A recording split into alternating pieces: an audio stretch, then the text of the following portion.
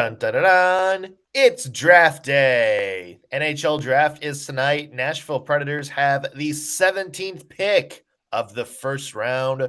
Who might they pick and who should they pick? Those are all topics we're going to be talking about with our draft expert, Eric Dunay, today on a special draft edition of the Locked On Predators podcast.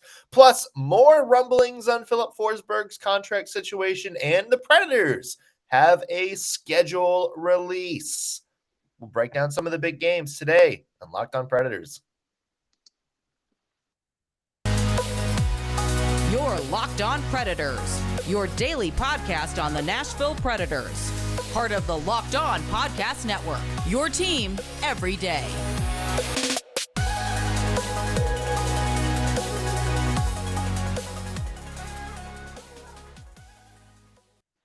Thank you for making Locked On Predators your first listen of the day every single day. I'm Nick Morgan. I'm a writer and editor at ontheforecheck.com, and I have a partner in crime who I'm seeing for the first time in a week. Hi, Ann. Hey, Nick. I am Ann Kimmel. I'm a writer at ontheforecheck.com. Yeah, apparently don't go on vacation on 4th of July weekend, or else every news story in hockey breaks, apparently. Yeah, there was some stuff going on. Not the big one, though. You didn't miss the big one. Yeah, Ryan Mcdonough. That's a fun thing. Mm-hmm. Yay, Mcdonough. Yeah. Whatever. How do you feel about that one? I like Ryan Mcdonough. Yeah. I think that's a nifty move. Not crazy about all the cap space he commands, but I mean the Preds can do it. You know, it's not like they're going to be in cap help from it. So, yeah, fine move. All right. It was excellent. A fine move. Lovely. Fine moves. It's NHL draft night and lots of fun stuff to talk about. It's draft night is fun for me. You know, it's always fun to see like the new blood. You know, you hear about these big prospects all year. You know, sometimes for a year and a half. Mm-hmm. People kind of like grow attached to a couple of them. You know, pick their. You know, they want their favorites. It's just kind of fun to see where everybody winds up going. Yeah, I do. I love draft night too. It's a lot to keep track of. That's why we have Eric Dunay, who is incredible at keeping track of everything that has to do with young prospects and players. But the thing about draft day that always gets me is I'm always taken aback by just how young these players are. Like if you look back at Ryan Johansson's picture from his draft day, or if you look at Roman Josi, or, you know, any of the players that, you know, Nashville Predators fans are used to seeing, they're just little sprouts when they're drafted. They're so young. So it's, you know, the mom in me loves it. And, you know, it'll be interesting to see what the Predators do. Yeah, here's like my I'm old moment. Shane Wright, the guy a lot of people think is going to be the number one pick this year, born in 2004. Oh my gosh, he's my son's age. Yeah, he's born in 2004. I was a freshman in high school when he was born. So yeah, I officially feel old now. Especially, what really gets me is like especially when I'm watching like college sports, and I was like, you know, you see all these like grown men, you know, with giant facial hair, and they're like ripped, you know, super tall, and they're like, oh yeah, you know, they were born after September 11th, and I was like, dear God, like, how does that happen? Like, yay high. Yes. Yeah, I know. It's very startling. Today is my youngest son's 18th birthday, so I'm officially done parenting today. But to sit there and think that, legally I am. Yeah. But to think that Shane Wright is that age, I mean, what a huge stage. And oh my gosh, that's really, really young. NHL drafts them so young. They're just little. They're just young. Bless. We're gonna find out what young child the Predators would like to steal in the NHL draft tonight. As we mentioned, Eric Dunay, prospect expert at ontheforecheck.com. Probably the best homegrown all-around draft coverage you'll find anywhere in Nashville, and a lot of people around Nashville will agree with that. He's going to be jumping on here shortly to talk about who the Predators might be taking with that 17th pick, as well as somebody who should be taken who should have the Preds' eye. So Yes. sure to stay around for that. We'll have that in a second. First, though, some business to take care of, including more rumblings on Filip Forsberg and David Poile talking with reporters yesterday during his pre-draft press conference, said that the Preds are, from what he says, close to re-signing Filip Forsberg, or at least he said closer, which I think key word there. Then, the last time he talked to the press, which was a couple of weeks ago, he said that they've offered him an 8-year contract that includes both a no movement clause and a no trade clause. Poile said, yeah, we don't love that, but made it clear that Forsberg was not going to resign without either of those two things. So it sounds like money is the only holdup between Forsberg coming back and potentially hitting the market. I mean, here's where I'm at. I think everybody here in Nashville is emotionally exhausted from this entire process. I can't imagine how Filip Forsberg feels.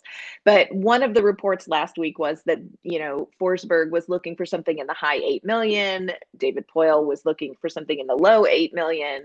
For the love of all that is hockey holy, sign the man. And if you are squawking over $500,000 a year, I'm going to lose my hockey gene. Like, I'm going to lose my mind. Sign the man. Like David Poile, it feels like is spending an awful lot of time creating a narrative about this negotiation process, more so than I really feel like he has done before with other players. Stop talking, start signing. He had a pretty good narrative about 10 years ago with one certain player. That's true. It's a little bit like that. It's like a flashback. Like, we've done this song and dance. Just stop talking. Yeah. Start signing. Well, especially like the line he gave yesterday, and I'm reading the quote here from NHL.com, was when he was talking about his, the no movement clause. He said, quote, "We don't love doing that, but Forsberg has made that as part of the negotiations, and that will be part of his contract." Basically, he is doing everything to say, look how much we're giving Filip Forsberg. This is bad for the team, but he says he wants it. He is definitely like laying the foundation for like, look at all this stuff we're giving Filip Forsberg. Right. And you are kind of starting to see like, some of the fans on Twitter and stuff, turn a little bit in the direction of David Poile. Not a lot, but some, you're seeing there. It's like, hey, like I saw like a comment. It's like, maybe Forsberg, is kind of leading us on about wanting to come back or something like that. And, at that point, it's just like, no, like it's pretty standard for somebody who just did what Filip Forsberg did to ask for a no movement clause. Like that's a pretty standard thing. And yeah, if you're going to ask him to stay for 8 years to a team he wants to come back to at pretty much below market value, if we're listening to what some of the other reporters like Frank Saravelli says, Filip Forsberg is asking for anything less than $9 million. If you're David Poile, I don't know why you're playing haggle with that. Right. I don't know why you're like in a marketplace, like asking like you have to meet halfway. If Filip Forsberg is saying I'm willing to come back for less than $9 million, less than Roman Josi, to me, you jump on that. To me, it's like, yes, we will take that deal. We will give you what you want because this isn't going to hurt us cap long run. Right. I completely agree. And to put out a narrative that like, man, it's just been brutal and we're really working hard to get it done. This should be done. Like if the numbers that are floating around out there with some of the NHL insiders are accurate, there is no reason for this not to be done. So fingers crossed. And yet again, I wake up another morning of waking up and thinking maybe today is the day that Filip, maybe it's like the appetizer before the draft is here's Filip Forsberg on a silver platter signed. That would be nice. Yeah. And the Preds have $18 million worth of cap. So like they can definitely use it. Like it's not going to hurt them. You got plenty of money left to re-sign Yakov Trenin on a raise and probably plenty of money to make one or two, not huge deals But, a couple of really good sort of middle of the pack deals, bring in some pretty good players to fill out that Preds Yes. depth. So yeah, I don't know what the holdup is. Everybody sounds optimistic that's going to happen, but they also sounded optimistic back in March that it was going to happen soon. Very So true. I guess we'll have to see on that one. Yeah. In happier news, and speaking of looking ahead till next year, Preds have released their 2022-23 schedule. Come on. Interesting things like opening the regular season in Prague, Czech Republic, and also a preseason game in Bern, Switzerland. Remember, the Preds were supposed to do this in 2021. That, of course, got wiped out during the pandemic. But yeah, kind of a fun little start to the schedule, Ann. I'm telling you, if there is any way I can get to either of those, the preseason game in Bern, Switzerland, or I think it's a back-to-back in Prague, I am going to go. I was in Prague for 18 hours once. It was incredible. And then you sit and think, okay, you've got Prague and you've got Predators hockey, and it is magic, my friend. So if you have a chance to go to Prague and watch the Nashville Predators play there, this is an amazing opportunity for Preds fans and for the team in the global series. I love this one. And I mean, look, going to Switzerland, that's not scrappy seconds either for an exhibition game. Yeah, like any Preds fans that can pull that road trip. Oh, that's got to be real fun. yeah. A couple other good games on the schedule, Ann. December, the last game before Christmas is home against Colorado. Oh, gosh. Reds have a history of some magic with Christmas time games with defending Cup champions. So, there's going to be a lot of Preds fans home for the holidays that day. Should be a huge crowd. Really looking forward to that one. 8 home games in November. Preds going home heavy right off the bat. They're on the road a bunch in December and January. So they are. What else stands up to you about the schedule, Ann? Love that the home opener is going to be against Dallas. I think that's just fun. On October 13th will be the first home game when they get back from Prague. I wonder how that's going to feel, though, because they only have 4 days to fly home from Prague, recover time-wise, just time change wise, and then jump right back into their home opener. But hopefully that'll go well against Dallas. That's a great home opener team. And then there are 12 back-to-backs this season, which is exhausting to me. Including every weekend in the month of March, besides the first weekend. Yeah. Which makes you think it's going to be another kind of gauntlet down the stretch. Yeah. March is going to be last season's April, and I don't think any of us have fully emotionally recovered from how that went down. So March is going to be tough. Yeah, I mean, that also includes a West Coast road trip. They have a back-to-back against Winnipeg, and then they go to New York to play. They got Seattle and Toronto at home in a back-to-back. So it's going to be kind of a little bit of an interesting matchup here for the Predators in April. They do have an entire week and a half off in January and February. So, yeah, maybe you rest up for those road trips there. There you go. If you want to check the full schedule, the Preds have it on their website. Go ahead and start planning.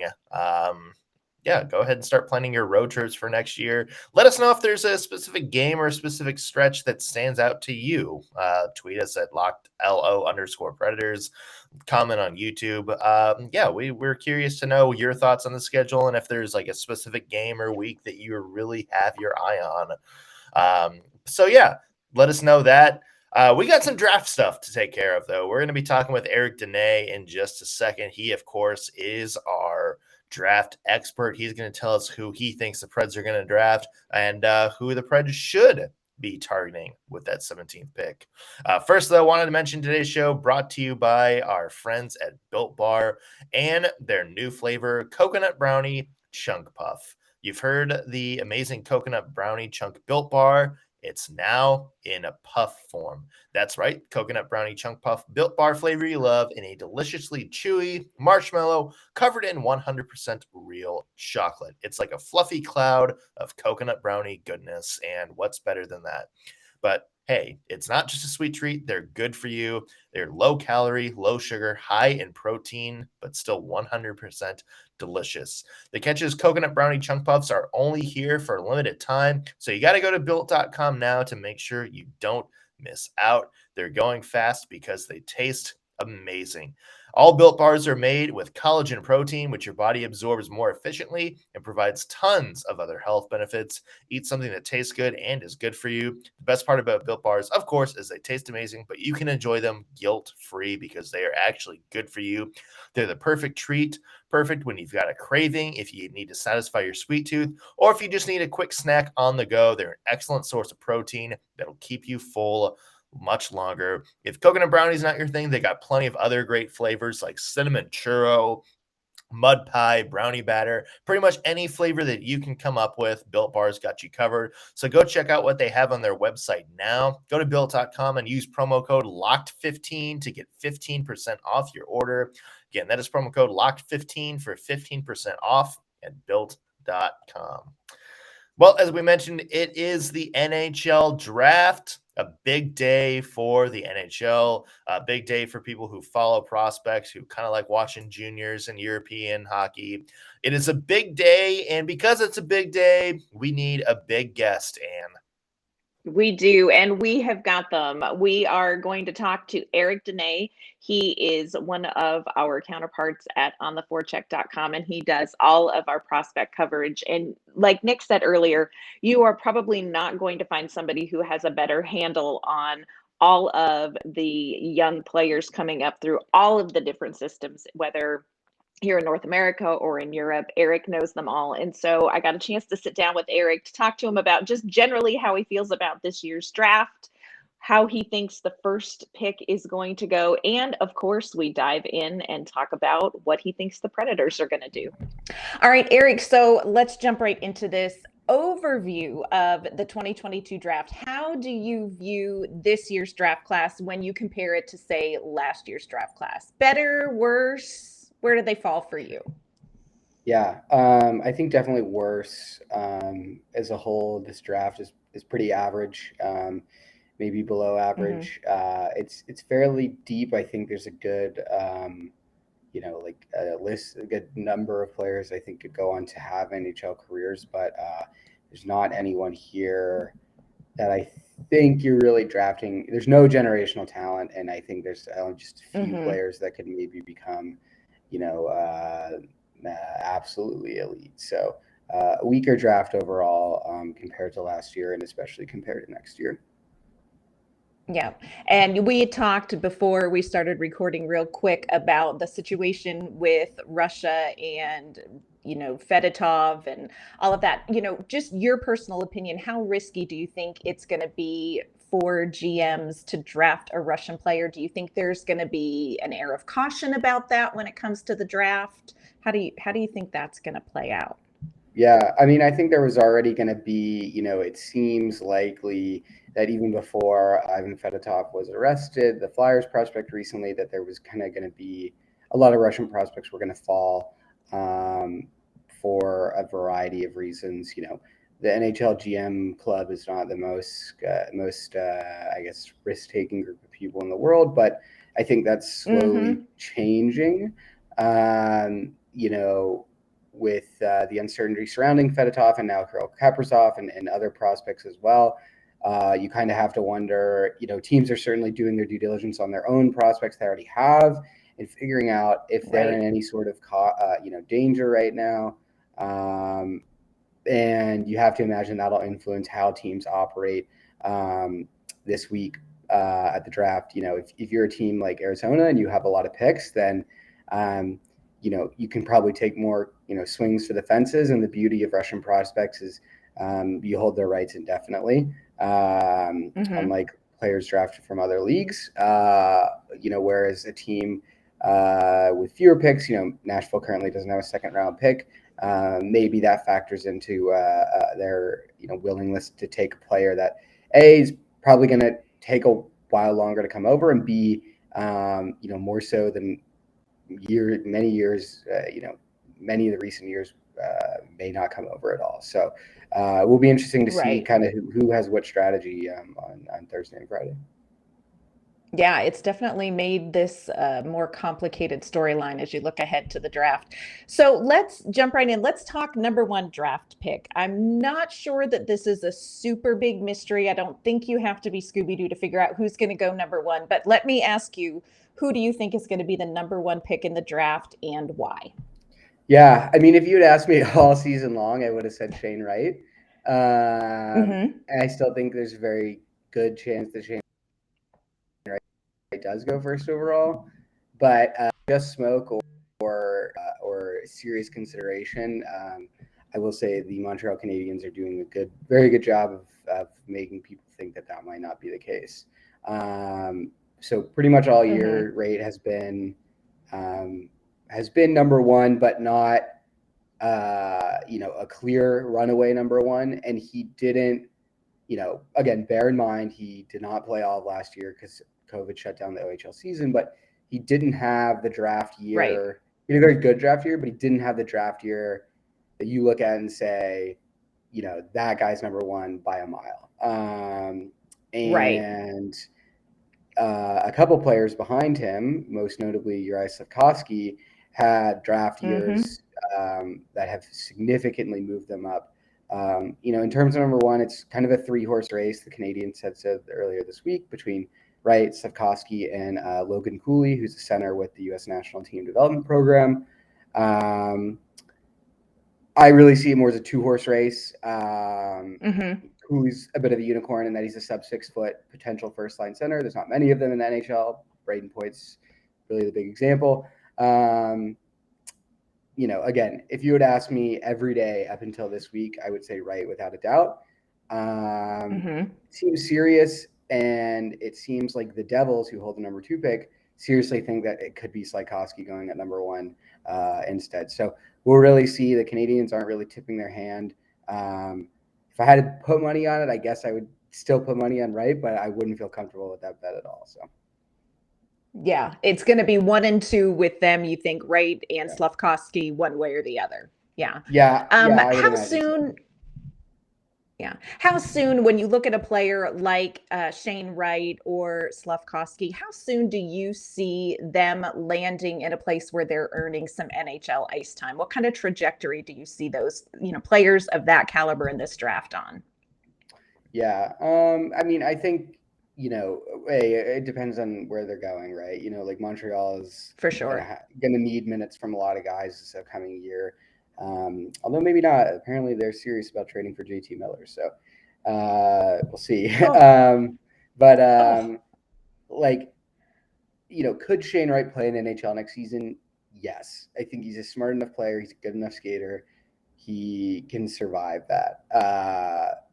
Would I be rushing to play Shane Wright or Juraj Slafkovsky in the NHL next year? No, especially if I'm a team that's going to be at the lower end of the standings anyway. I think both probably need another year before they're full-time true NHL players. Cooley, maybe a year or two. Honestly, it's interesting. If I had to pick a player or two from the draft that I would feel most comfortable playing full-time in the NHL next year, it probably wouldn't even be any of those three. But, that just kind of speaks to the positions they play, teams they're going to, and what you're kind of expecting out of them. So they're not far off, but Slafkovsky will be playing full time in the Finnish League next season and should tear it up. And I think that'll be a good stepping stone to a full season in the NHL. Okay, now you have me curious. Who is the player that you think could see NHL time? Yeah, I mean, I guess if I had to pick, it would be one of Adam Nemitz or David Jiricek, who are the 2 right shot defensemen that typically will kind of round out the top 5 in a lot of draft boards. So not so much because they're better players right now than the first 3, but they just kind of have a smartness and a stability to their game that, again, if I absolutely had to throw them in for 82 games, like it wouldn't be the worst thing in the world. I'd rather not, but if I had to, then they could step up. Yeah. Yeah. Coming up, Eric's going to give us his inside look at what he suspects the Predators may do with pick number 17. But first, want to let you know that this episode is brought to you by our friends at Rock Auto.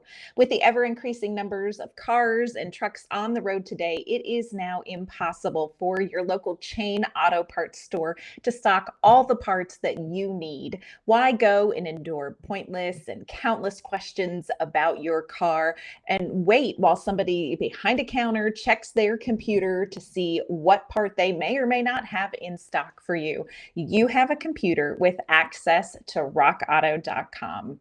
You can save time and money when you use Rock Auto. Why would you choose to spend 30, 50, or 100% more for the exact same part from a chain store or car dealership?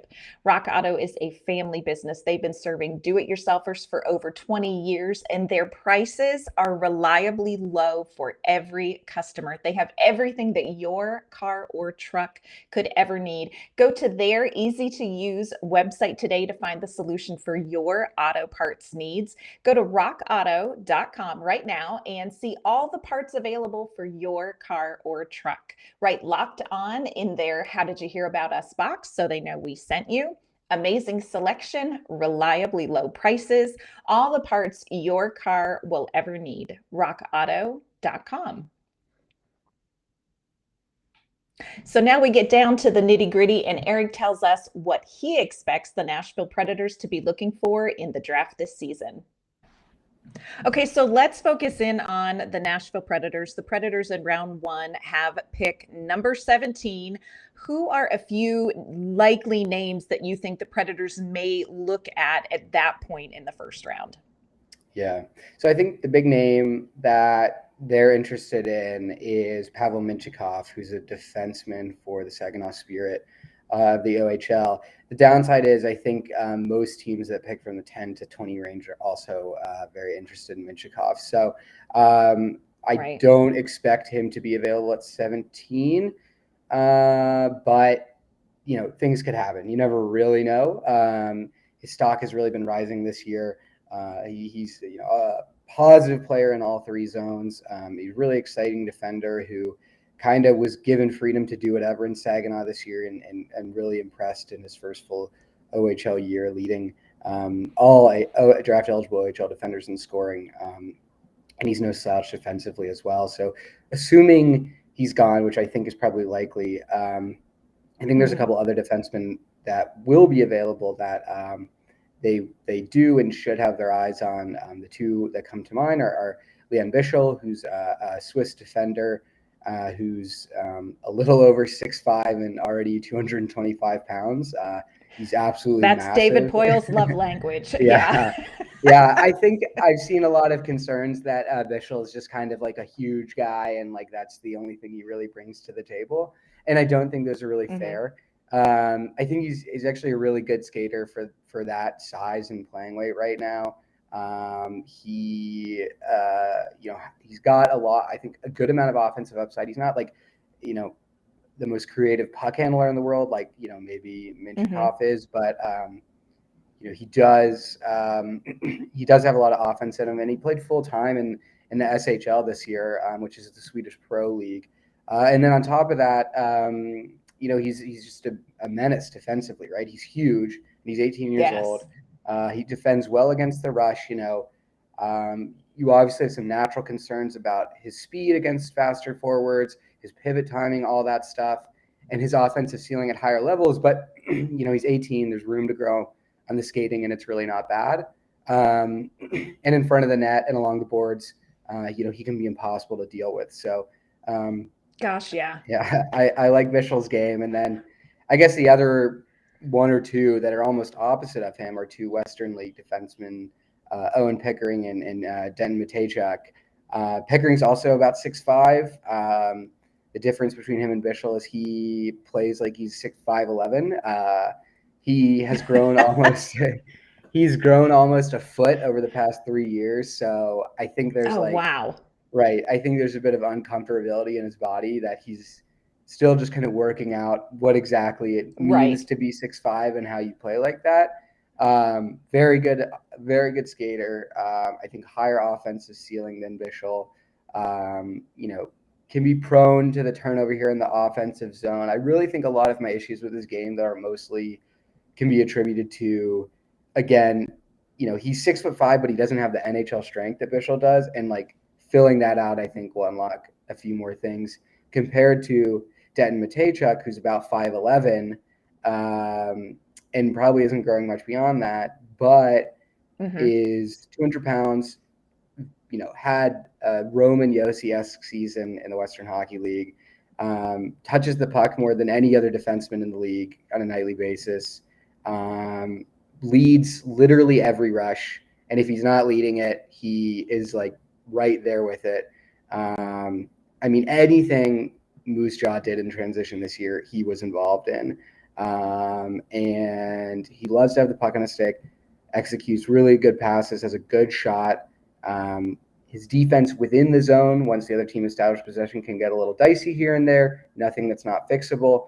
But the big takeaway with Matejchuk is, again, like, he loves to have the puck on a stick, and he has the puck on a stick all the time. So a few defensemen there that kind of all bring something different to the table. And I think one of those three will probably be the way they end up going.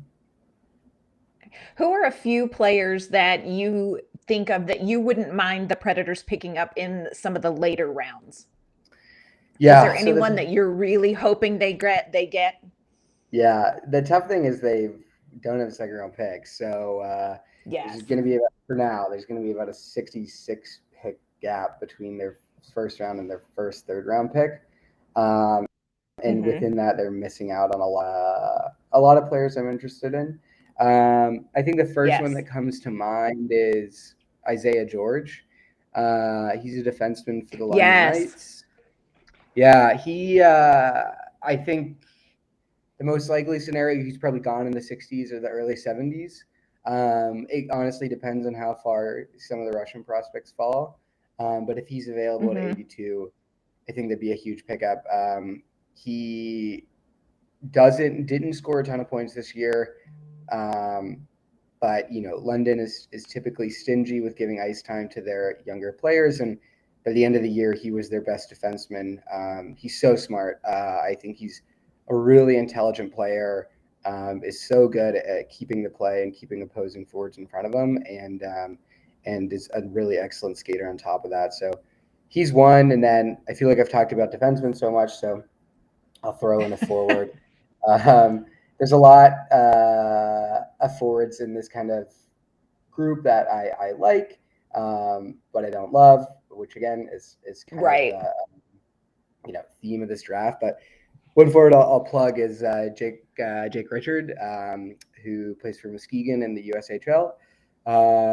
He, I think, will be probably a fourth round pick, roughly. He's from Florida, grew up in Florida. One of the youngest players in this draft class. He's eligible by just a couple weeks. And and on top of that, he was while being so young, he was near the top of this USHL draft class in scoring and most importantly, even strength, primary point scoring as well. So he doesn't do anything amazing, but I really like the tools he has. I like his skating. I think he's really good with the puck. One thing that's impressed me a lot is he shows really good puck protection skills from a young age. And he's a player that I wouldn't mind them grabbing there in the fourth round. So. All right. Eric, where can the people find your work? Sure. You can find me on Twitter at OnTheFutureOTF. And then all my writing, including news for every pick the Preds have for the draft, my final 96 player draft ranking, and then after the draft, I'll be doing a video breakdown of every pick that Nashville has. You can find all that at ontheforecheck.com. All right, and positions. Do you think the Preds are going to pick a defenseman tonight? I do. I think the Predators in the first round are going to take a defenseman. Although there's a part of me that's like, just for fun, mix it up and grab a goalie. It's like drafting a punter in the first round. There you go. Just to watch the world burn. Why not? Yeah. Why not? Yeah, no. I think they're going to take a defenseman. I think there's going to be a couple of good options there for them at the 17th pick. We'll see. Yeah. Yeah, it's going to be interesting. I feel like the Preds are kind of in a position where they can probably take the best available because they need a lot of different people in that pipeline.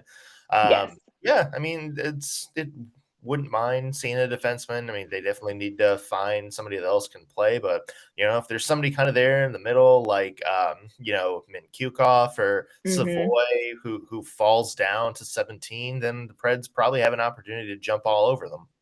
Yes. Yeah. And I think so much of what the Predators do at 17 is all going to depend on the route that the first 16 teams make. We did the Locked On NHL's mock draft yesterday. We'll see how accurate everybody was. Maybe somebody's going to fall through the cracks and David Poyle's going to find himself a prize at 17. Yeah, let's hope so. That would be great for everybody all around.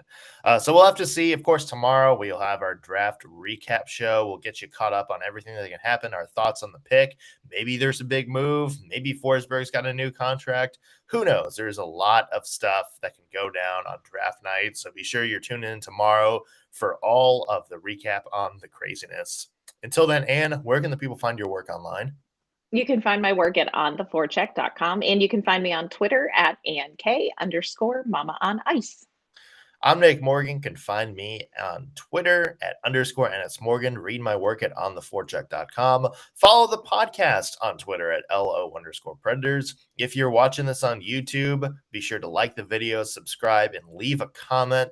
Helps other Preds fans find this content as well. That's going to do it for us today on the Locked On Predators podcast. Thank you for making us your first listen of the day. We will be back tomorrow with your full NHL draft recap.